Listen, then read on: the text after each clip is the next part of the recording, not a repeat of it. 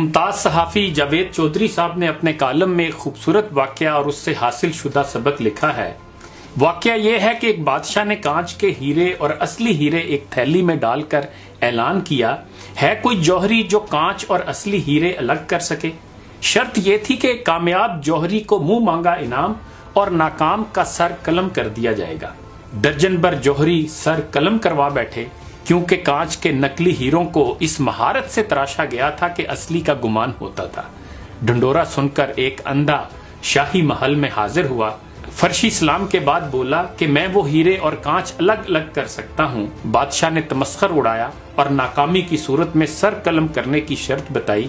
اندھا ہر شرط ماننے کو تیار ہوا، ہیروں کی تھیلی اٹھائی اور محل سے نکل گیا۔ ایک گھنٹے بعد حاضر ہوا، اس کے ایک ہاتھ میں اصلی اور دوسرے ہاتھ میں کانچ کے نقلی ہیرے تھے۔ شاہی جوہریوں نے تصدیق کی کہ اندھا جیت گیا ہے۔ بادشاہ بہت حیران ہوا، اس کی حیرت کی انتہا نہ رہی کہ جو کام آنکھوں والے نہ کر سکے وہ کام ایک نابینا کیسے کر گیا۔ بادشاہ نے اندھے سے دریافت کیا کہ اس نے اصلی اور نقلی کی پہچان کیسے کی۔ اندھا بولا، یہ تو بہت آسان ہے، میں نے ہیروں کی تھیلی کڑی دھوپ میں رکھ دی، پھر جو تپش سے گرم ہو گئے وہ نقلی تھے اور جو گرمی برداشت کر گئے اور ٹھنڈے رہے وہ اصلی تھے۔ بادشاہ نے اندھے کے علم کی تعریف کی اور انعام و اکرام سے نواز کر رخصت کیا۔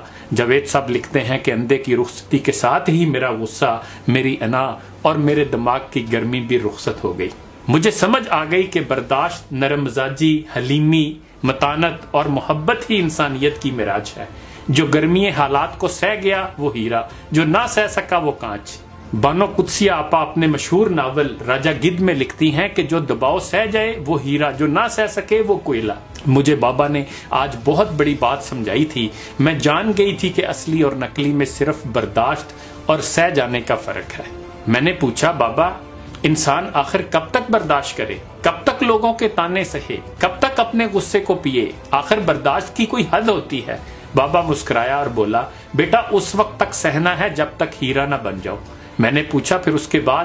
بابا نے کہا، ہیرا بننے کے بعد ہیرے پر کوئی دباؤ، کوئی آگ اور کوئی تپش اثر نہیں کرتی۔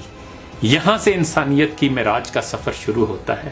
اللہ تعالی ہم سب کو انسان بننے اور دوسروں کے لیے آسانیاں پیدا کرنے کی توفیق عطا فرمائے۔ خوش رہیں، خوشیاں بانٹتے رہیں۔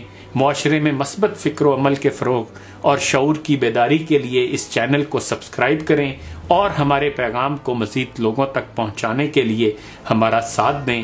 شکوہ ظلمت شب سے تو کہیں بہتر تھا اپنے حصے کی کوئی شمع جلاتے جاتے۔